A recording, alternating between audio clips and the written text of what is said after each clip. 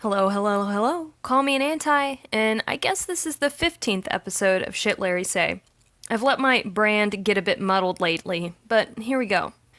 It's about damn time I went off on Rainbow Direction. But before I can do that, I want to set you up with an older anti-post from another blogger about how Larries are Perez Hilton, when Perez Hilton held the very wrong opinion that it was his job to out celebrities and that staying in the closet was a shameful thing to do. I'll read through this whole thing and then get into Rainbow Direction, but I do want you to know beforehand that the reference to John Stuart Mill coming up is the conspiracy theorist who founded and is still involved with Rainbow Direction. So you may have known from reading my blog that Lance Bass was outed by Perez Hilton and chose to tell his own story on as close to his own terms as possible, given the short time frame he had to scoop Perez. Do you know who else Perez Hilton outed? Neil Patrick Harris. Quote, Doogie Howser star Neil Patrick Harris was a more recent target. In his attempt to out the actor, Hilton appealed to the readers of his site for photographs of Harris with other men, at one point writing, "Shame on you, Doogie, shame."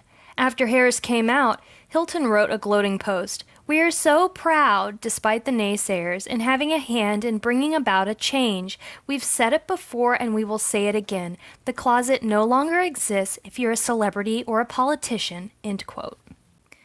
The article concludes the example of how Perez forcibly outed multiple celebrities with this. Quote, "This raises the question, how does drawing cum stains on Clay Aiken's mouth, crudely scrawling the word bottom across a photo of Lance Bass, or putting a call out to anyone who has slept with Neil Patrick Harris make the world a better place for gay or straight people?" End quote. Perez is the Larry's blogger. He represents their state of mind and their approach. They refuse to consider the harm their speculation does. They are the rabid free speech whiners akin to MRAs and gamergaters who fail to understand their right to free speech does not protect them from criticism, backlash, or the removal of sponsorship or public support for the airing of their toxic and offensive views. They understand that the term tin hat is pejorative, but refuse to examine or even allow their followers to examine the history that precedes them and the effects of their behavior. From Genuinely Believe, a pronouncement of tin hatting does nothing to move any conversation forward. It's just a convenient way to dismiss an individual and/or argument without actually making an argument of your own. End quote. This literal bullshit is a perfect example of how much they distance themselves from the fanish community or the actual criticisms of their behavior. What antis do is make counter-arguments. We are obviously not out here just proclaiming people tin hats and conspiracy theorists with no research to back it up. We also explain the difference between shipping and their speculative, dehumanizing, fetishizing behavior. The shoe fits tin hats. It fits. Tin hatting is conspiracy theorizing with added gay porn for titillation. From This Is Cat's blog. I sometimes think more people should read Mill's On Liberty and what he has to say about freedom of speech. This fandom is absolutely nefarious towards freedom of speech, and must not be forcing a sexuality and must not be tin hats are the buzz phrases that are being used to trick us into silencing ourselves. End quote. Wake me when the government is suppressing your speech, and not the greater fandom observing and pointing out with explicit examples the direct harm it can cause when a young gay man has to come out to his mother because she found gay rumors about him when she Googled him. I'm sure Lily Wachowski is, totes grateful that fandom doesn't silence itself on these subjects. I'm sure Ellen Page and Portia de Rossi would thank them.